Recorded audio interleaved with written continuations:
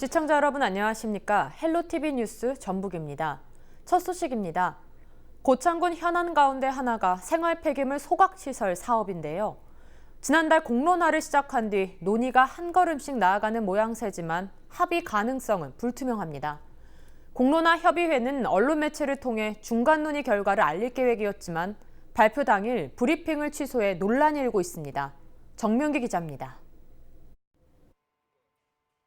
공사를 멈춘 고창군의 생활 폐기물 소각 시설입니다. 하루 평균 25톤의 쓰레기를 태워 없앨 계획인데 환경 오염과 건강 악화를 우려하는 근처 주민의 반발로 중단된 겁니다.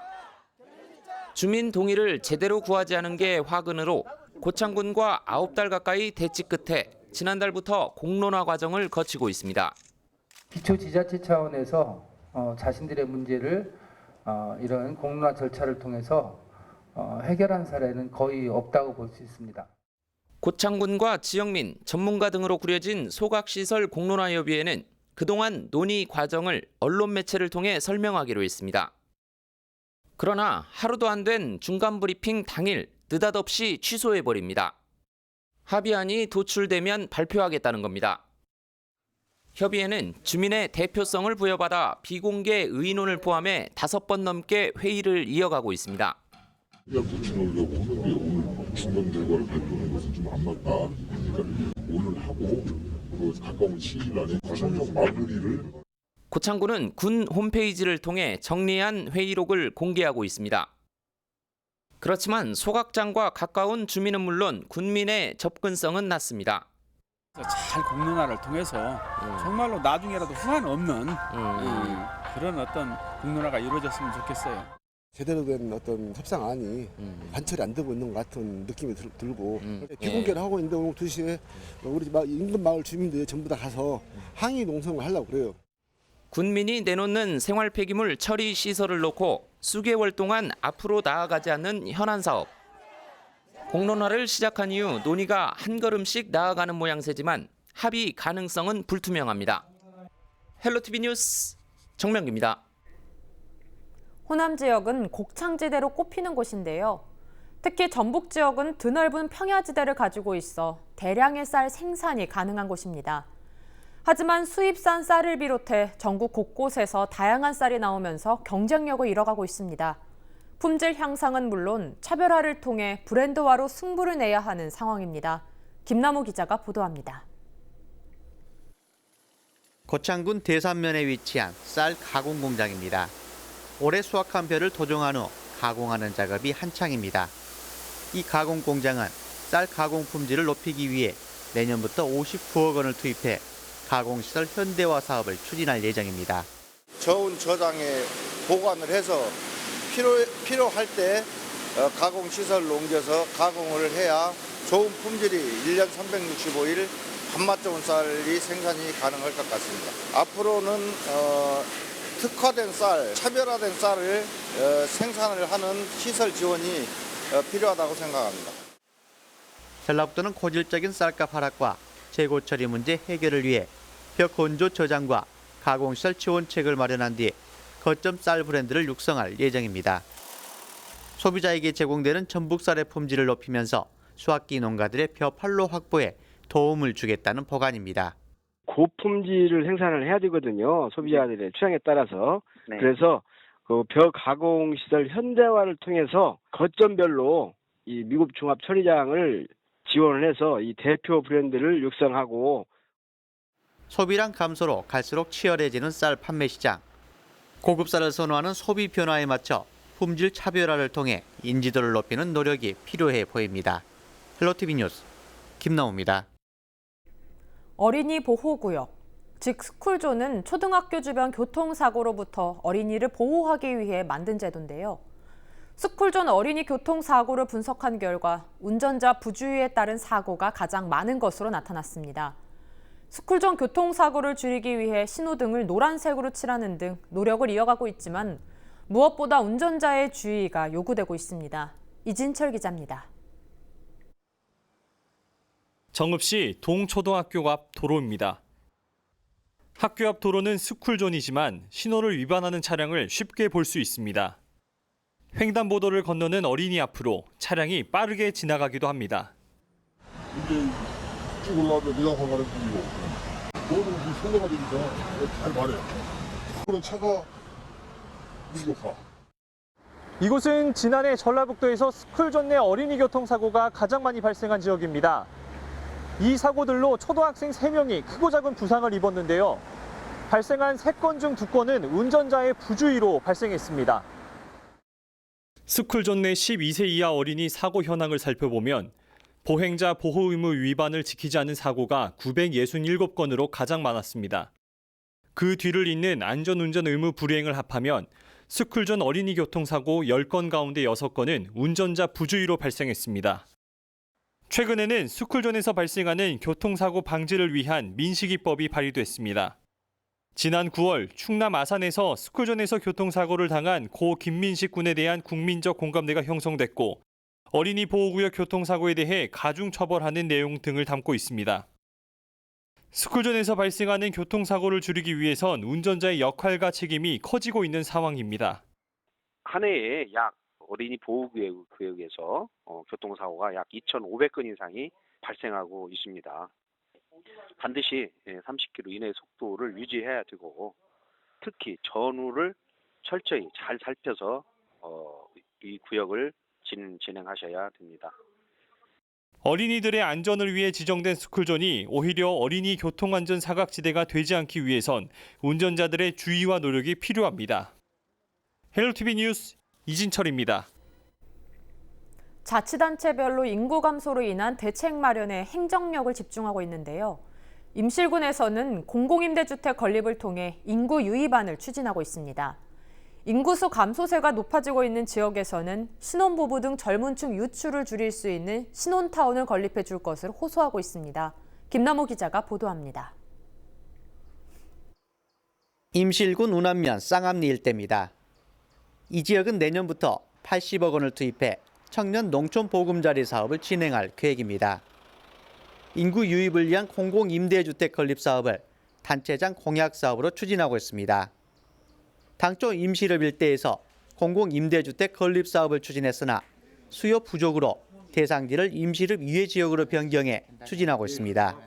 임실군 공공임대주택 건립 사업은 기존 임실읍 성거리 중심으로 추진됐으나 민간 아파트와 다가구 주택 건립이 이루어지면서 공급이 과잉되어 북부권 지역 등을 대상으로 변경해 공모를 추진하고 있습니다.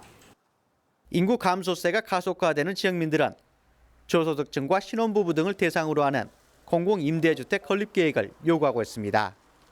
한국토지개발공사와 전북개발공사가 요구하는 수익 타당성과 별도로 공공임대주택 사업을 진행해 줄 것을 촉구하고 있습니다. 관촌 지역이 임대아파트 또는 신혼부부들이 살 수 있는 희망타운을 건립하기가 좋은 위치라고 봅니다. 이 아파트 건립을 함으로써 인근 전주 지역의 많은 인구들이 유입될 것으로 봅니다. 또 우리 관촌 주민들이 깨끗하고 편한 주택에서 생활할 수 있도록 임대아파트나 신혼아파트가 꼭 필요하다고 생각됩니다. 공공임대주택 건립은 입지 수요와 타당성 부족 등의 이유로 사업 추진에 어려움이 많습니다. 하지만 인구 유출을 줄이고 지역경제 활성화 차원에서 공공임대주택 건립을 위한 자치단체의 노력은 필요해 보입니다. 헬로티비 뉴스 김나호입니다.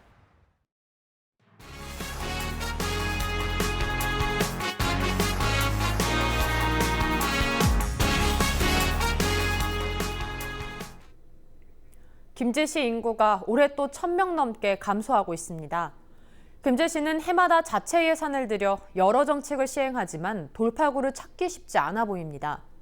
최근엔 인구 감소 극복을 위한 아이디어를 시민에게 찾고 있는데요. 보도에 정명기 기자입니다. 한때 김제시 상권의 중심인 요촌동입니다. 임대 플래카드를 내건 빈 가게가 곳곳에 거리는 한산한 모습입니다. 사람 발길이 준 전통시장 주변은 일제강점기 상권을 이뤘던 곳입니다. 사람들 인구가 줄어서 그런지 거주를 전통시장 활성화 바쁩니다. 김제시 인구는 1965년 25만 6천 명으로 최고에 달했습니다. 그 뒤로 해마다 줄어 지난달 84,100명으로 66%가 줄었습니다. 올 초 8만 5천 선도 무너지면서 9달 만에 무려 1,000명 넘게 빠져나가고 있습니다. 저출산 고령화가 빠르게 진행되고 교육과 일자리, 지리적 여건 등이 복합적으로 영향을 미친 것으로 나타났습니다. 가장 아쉬운 점은 저는 인구를 어떻게 늘려볼 방법이 없을까라고 열심히 했는데 도저히 이게 너무나 어려운 거로구나. 인구를 늘린다는 것보다도 지금 줄어드는 것을 어떻게 하면 더 적게 줄어들도록 할 거냐. 김제시는 인구 늘리기를 최우선 과제로 선정했다고 밝혔습니다. 관련 조례를 만들어 전입자와 신혼부부 등을 대상으로 각종 보조금을 지원하고 있습니다. 최근엔 인구 감소를 이겨내기 위한 아이디어까지 시민에게 구하고 있습니다. 2019년 초에 시민의견 사전조사도 했어요. 인구 정책에 관해서 어느 정도 정책을 수립해달라. 내고장 주소 갖기 캠페인과 같은 여러 정책도 관련 기관 등과 함께 추진한다는 방침입니다. 김제시는 해마다 자체 예산을 들여 여론을 수렴하고 여러 정책도 펴며 인구 늘리기에 힘을 쏟지만 돌파구 마련은 올해도 쉽지 않아 보입니다. 헬로티비 뉴스 정명기입니다. 애국지사 자암 박준순 선생. 민족대표 33인 가운데 한 명으로 3.1운동 당시 독립선언문을 낭독했던 인물입니다. 동학교도로서 독립운동을 이끌었지만 끝내 조국 독립을 못 보고 정읍에서 삶을 마쳤습니다. 3.1운동 100주년을 맞는 올해 박준순 선생의 정신을 계승하기 위한 기념관이 정읍시 사내면에서 개관했습니다. 이진철 기자입니다. 1919년 한용운 손병희 선생과 함께 3.1운동을 이끌었던 33인 민족 대표 박준순 선생. 나도 날 때는 독립국 국민이었다며 독립운동의 죄를 묻는 일본 재판관 앞에서 선생은 당당히 자주독립을 외쳤습니다. 1927년 정읍시 사내면에서 독립운동의 큰 별이었던 선생은 그토록 열망했던 조국 독립을 못 본 채 눈을 감았습니다. 선생에 대한 기억은 후손들 가슴 속에 아직도 선명하게 남아 있습니다. 후손도 그렇게 살라고 노력은 많이 해요. 나는 우리 할아버지 성함에 누가 안 끝일 정도로 살아야겠다고 어려서부터 각시먹고 산 사람인 게. 박준순 선생이 잠든 사내면에 그 정신을 계승하기 위한 기념관이 들어섰습니다. 한평생 독립운동에 몸담았던 선생의 삶과 자주독립을 주창한 독립선언서를 둘러보며 다시금 애국심을 느껴볼 수 있습니다.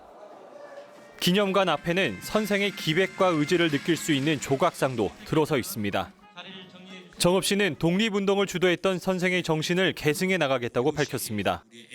정읍시민 여러분, 오늘을 계기로 해서 우리 시민들의 자긍심과 자랑스러움은 널리 외쳐도 되리라 생각합니다. 일제강점기 우리 조선이 독립한 나라임을 선언한다라며 독립을 위해 일생을 바친 자암 박준순 선생. 정읍에 들어선 기념관을 통해 100주년을 맞은 3.1운동의 의미와 애국 정신을 되돌아보게 합니다. 헬로티비 뉴스 이진철입니다. 김 기자가 간다. 오늘은 남원경찰서를 찾았습니다. 윤창호법 시행 이후 음주운전 사고는 줄어들고 있는 추세입니다. 하지만 여전히 하루 평균 50여 건 이상 발생하고 있습니다. 강화되고 있는 음주운전 처벌법과 그 내용을 남원경찰서 이지원 순경에게 들어보겠습니다.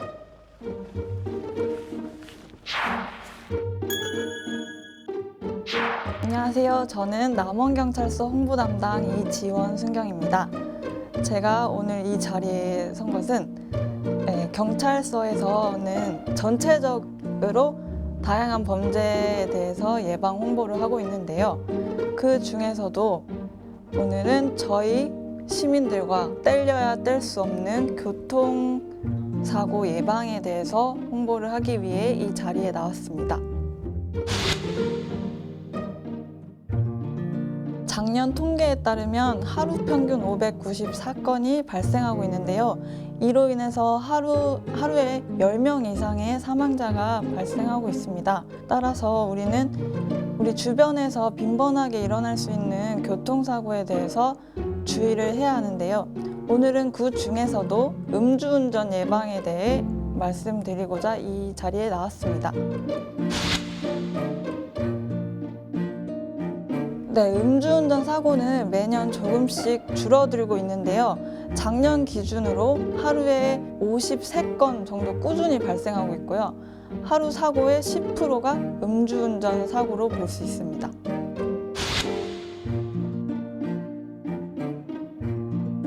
네, 윤창호법은 올해 2월 25일부터 시행된 특정 범죄 가중 처벌 등에 관한 법률 개정안인데요. 윤창호법은 지난해 음주운전 사고로 숨진 고 윤창호 씨의 이름을 딴 법안으로 그때 당시도 그렇고 지금 생각해도 굉장히 억울하고 안타까운 사고였습니다. 그 이후에 국민청원에 여러 의견들이 올라와서 음주운전을 발생시킨 가해자에 대해 처벌 수위를 높이고 음주운전 기준을 강화하는 내용입니다. 좀 더 자세한 내용은 어떤 것들이 있을까요? 네, 우선 음주운전으로 사람을 다치게 한 경우에는 1년 이상 15년 이하의 징역 또는 1,000만 원 이상 3천만 원 이하의 벌금을 물거나 사망에까지 이를 시 3년 이상의 징역 또는 최대 무기징역까지 처하는 법안이 작년 12월부터 시행 중에 있고요. 올해 6월 20일부터 시행된 음주운전 개정안은 혈중 알코올 농도가 0.05%가 아닌 0.03% 이상부터는 면허 정지, 0.08% 이상부터는 면허 취소라는 처벌에 취할 수 있습니다. 또한 기존의 음주운전 교통사고가 3회 적발됐을 때는 면허 취소였다면 이제는 2회 적발 시에도 면허 취소가 가능하다고 합니다. 네, 현재 경찰은 불시로 음주 단속을 진행하고 있는데요. 이거는 개인에 따라 물론 다르겠지만 전날 과음을 한 상태라도 아침까지도 그 숙취가 계속될 수 있기 때문에 사고 가능성이 매우 높습니다. 따라서 하룻밤 자고 일어났으니까 괜찮아 라고 안일하게 생각하지 마시고 혹시나 하는 상황에 대비해서 대중교통이나 대리운전을 이용하셔야 아침 음주 사고를 예방할 수 있을 거라고 생각됩니다. 네, 0.03%가 이제 개인에 따라서 다르게 나타날 수 있는데요. 그 소주 한 잔이라도 마셨으면 음주 측정기에 측정이 되는 수치라고 할 수 있습니다. 물론 소주 한 잔 가지고 너무하지 않냐는 말씀도 많이 하시는데 요즘 음주운전 사고 뉴스 기사 많이 보시잖아요. 그런 기사를 보는데 피해자가 우리 가족이 될 수 있으니까 그런 생각을 하시고 너무하다는 생각보다는 소주 한 잔, 술 한 잔도 이제 안 된다는 그런 인식을 모두 가져야 할 것 같습니다.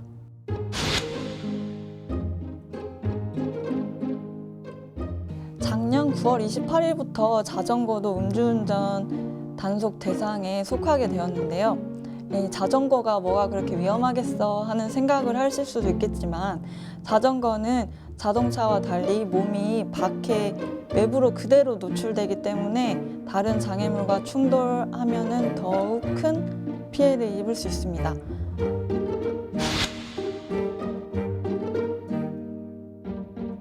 독일 같은 경우에는 약 190만 원 정도고 영국은 한 약 370만 원 이하의 벌금을 낸다고 합니다. 하지만 우리나라의 경우에는 약 20만 원 이하의 벌금, 구류, 과태료 처분이 가능한데요. 다른 나라에 비해서 처벌 수위가 낮지만 그렇다고 법을 무시해서는 안 된다고 생각합니다.